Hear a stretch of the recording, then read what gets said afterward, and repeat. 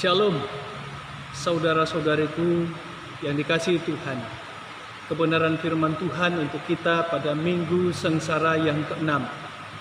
Sesuai dengan almanak gereja kita, Gereja Kalimantan Evangelis, untuk hari ini kita akan belajar dari Injil Yohanes pasal 11 ayat 1 sampai ayat yang ke-44. Namun saya hanya ingin menekankan pada dua ayat, yaitu ayat 21 dan ayat 23. Di bawah berikut, Lazarus dibangkitkan. Maka kata Marta kepada Yesus, "Tuhan, sekiranya Engkau ada di sini, saudaraku pasti tidak mati." Kata Yesus kepada Marta, "Saudaramu akan bangkit." Saudara-saudariku yang dikasihi Tuhan, yang saat ini beribadah di rumah masing-masing, tidak ada seorang pun di antara kita yang menghendaki sakit penyakit, apalagi penyakit yang sangat mematikan. Karena itu kita berusaha untuk menjaga diri agar tubuh ini tetap bugar dan sehat. Olahraga yang teratur, pola makan yang sehat, istirahat yang cukup, dan seterusnya. Sebaliknya, pada saat kita atau keluarga kita dalam keadaan sakit, biasanya segala daya upaya akan kita tempuh untuk memperoleh kesembuhan. Selain dari berdoa, kita datang ke dokter, ke rumah sakit. Bahkan jika kita kesulitan untuk membiayai perobatan, segala daya upaya akan kita tempuh. Termasuk kita bisa menjual apapun yang kita miliki. Yang penting orang yang kita cintai, kasihi dalam keadaan sakit bisa dipulihkan. Kenapa itu semua kita tempuh? Salah satu penyebabnya harus kita akui, Bapak Ibu. Kita sangat khawatir, sangat takut jika penyakit tidak kunjung sembuh, bisa berujung pada peristiwa yang sangat kita takuti tetapi pasti terjadi dan menimpa semua orang, siapapun dia, yaitu peristiwa kematian. Sesungguhnya peristiwa kematian itu tidak mungkin bisa kita elak, tetapi harus kita akui dampak dan akibat dari peristiwa kematian meninggalkan duka cita, kesedihan yang teramat sangat bagi keluarga yang ditinggalkan. Saudara-saudariku yang dikasihi Tuhan, nas firman Tuhan hari ini juga berbicara tentang duka cita, kesedihan yang amat sangat yang dialami oleh Marta dan Maria, karena Lazarus, adik mereka yang mereka kasih dan cintai, sakit berujung pada kematian. Sebenarnya segala daya upaya telah mereka tempuh, termasuk diantaranya mereka mengirim berita kepada Yesus supaya Yesus segera datang dan menyembuhkan Lazarus. Namun yang menarik dalam pembacaan hari ini, bahwa Yesus sepertinya sengaja untuk menunda kedatangannya menemui Maria, Marta, dan Lazarus. Dan dikatakan alasan Yesus menunda kedatangannya adalah supaya kemuliaan Allah dinyatakan. Saudara-saudariku yang dikasihi Tuhan, apa yang akan terjadi pada Lazarus? Dalam pembacaan kita sudah sangat jelas bahwa dikatakan Lazarus yang sakit kemudian meninggal dunia. Dan tentu saja ini meninggalkan duka cita yang teramat sangat menyakitkan, sangat menyedihkan dialami oleh keluarganya. Dalam hal ini Maria dan Marta. Dan singkat cerita, Yesus datang menjumpai Maria dan Marta. Dan Maria dan Marta tatkala sadar Yesus ada, menjumpai mereka. Mereka pun datang tersungkur di hadapan Yesus seraya berkata, "Andaikan Engkau ada di sini waktu itu, maka Lazarus tidak akan mati." Itu berarti apa, saudara-saudariku yang dikasihi Tuhan? Marta dan Maria memiliki iman pengharapannya kepada Yesus, bahwa Yesus pasti bisa menyembuhkan penyakit Lazarus. Tetapi Yesus tidak kunjung datang, sehingga Lazarus akhirnya meninggal dunia. Tetapi Yesus katakan, supaya kemuliaan Allah dinyatakan. Apa maksudnya? Tentu saudara-saudariku yang dikasihi Tuhan, Kalau Yesus menyembuhkan orang sakit apapun bentuk dan jenis sakit penyakit, orang buta, orang bisu, orang lumpuh, bahkan orang kerasukan setan sekalipun Yesus bisa menyembuhkan. Itu hal yang biasa bagi Yesus. Hal yang biasa dilihat, diamati oleh siapapun orang yang ada di sekitar Yesus.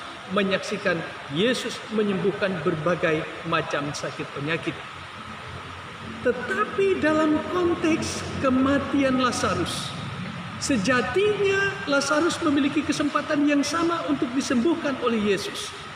Tetapi Yesus tidak segera datang untuk menyembuhkan Lazarus sebagaimana Yesus menyembuhkan orang buta, orang lumpuh, orang kerasukan setan. Dan inilah yang ada nada protes dari Marta dan Maria. Kenapa tidak datang dan menyembuhkan Lazarus sehingga Lazarus tidak mati? Saudara-saudariku yang dikasihi Tuhan, sangat jelas kenapa Yesus sengaja menunda kedatangannya menjumpai Maria, Marta, dan Lazarus, supaya kemuliaan Allah dinyatakan. Sekali lagi saya katakan, supaya kemuliaan Allah dinyatakan. Apa maksudnya? Maksudnya sudah sangat jelas. Kalau orang sakit apapun bentuk dan jenis sakit penyakitnya Yesus bisa sembuhkan. Tetapi tatkala Lazarus yang sudah dinyatakan meninggal dunia, bahkan sudah dikuburkan 4 hari lamanya, dan Yesus datang menjumpai Marta dan Maria yang sedang berduka cita, dan Yesus mau memperlihatkan kemuliaan Allah kepada Marta, Maria, dan orang-orang yang ada di sekitar Yesus dan kita pada saat ini, bahwa ternyata di dalam Yesus, jika Yesus berkehendak, tidak ada yang mustahil, tidak ada yang tidak mungkin.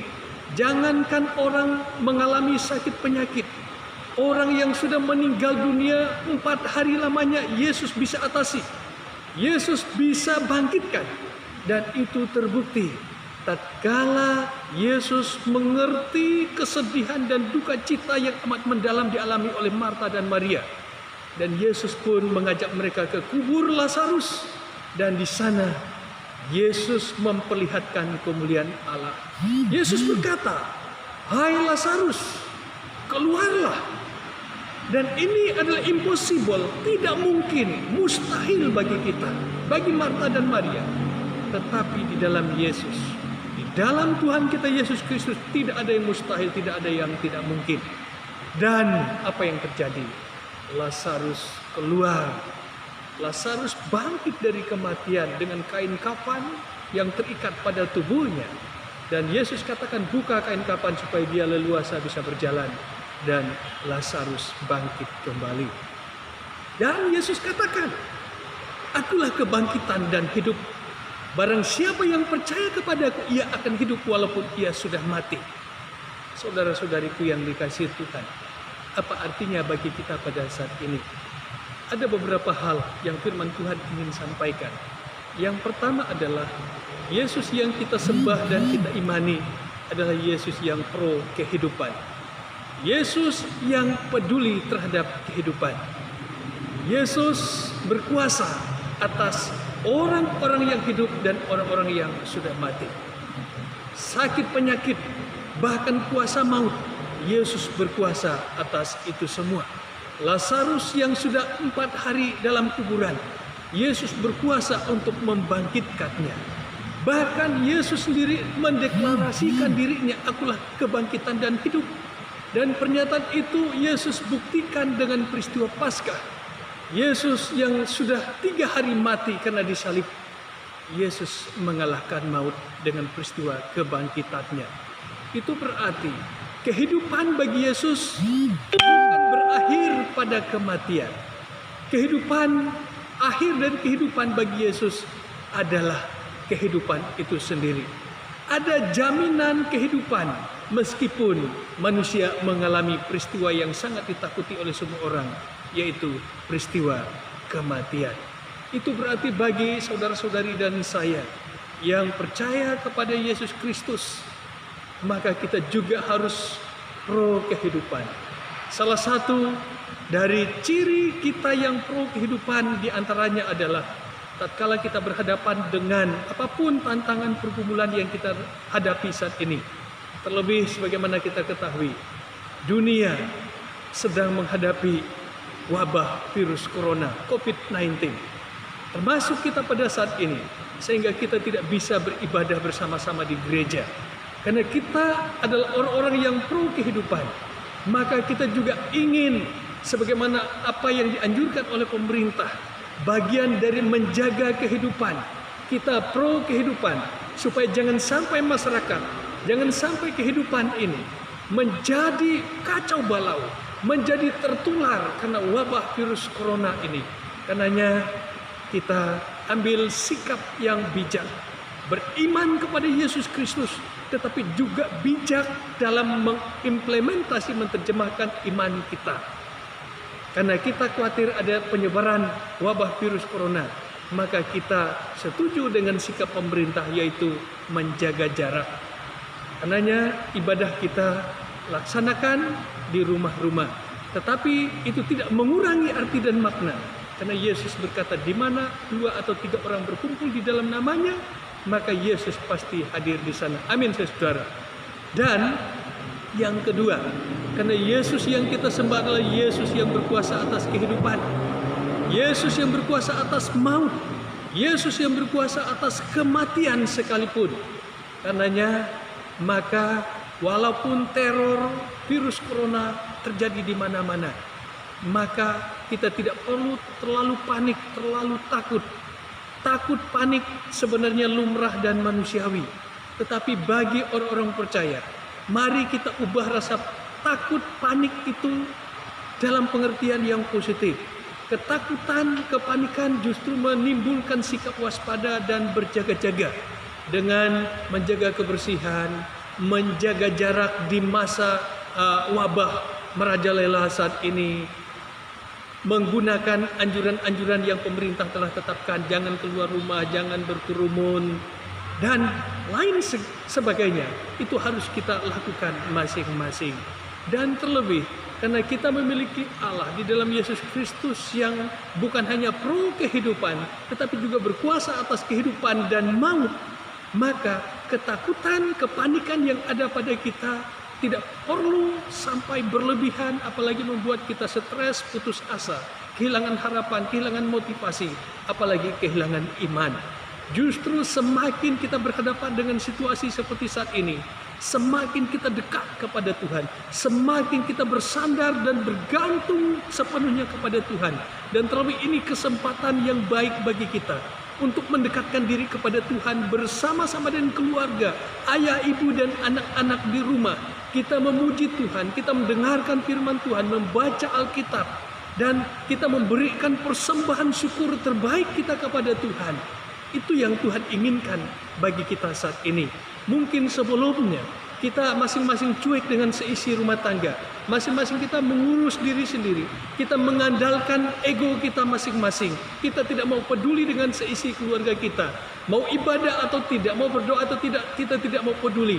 Maka melalui peristiwa ini kita dituntut oleh Tuhan, oleh firman Tuhan, untuk benar-benar mendekatkan diri kepada Tuhan melalui ibadah, melalui doa, melalui persekutuan di dalam rumah tangga kita masing-masing. Saudara-saudariku yang dikasihi Tuhan, karena hidup kita sementara dan terbatas, maka gunakan hidup ini menjadi berkat, bukan hanya bagi diri kita sendiri, bagi keluarga kita, bagi gereja kita, bagi masyarakat kita. Ingat firman Tuhan katakan, apa yang kamu tabur itu juga yang nanti kita tuai. Mari saudara-saudariku, kita berlomba-lomba dengan iman kita menabur kebaikan, menabur benih-benih berkat, menabur apapun yang baik di mata Tuhan dan di mata sesama. Itu yang kita perlihatkan. Tolong menolong, solidaritas, bahu-membahu, dan menjadi berkat bagi sesama, menjadi berkat bagi pekerjaan Tuhan. Tuhan Yesus memberkati firman-Nya. Amin.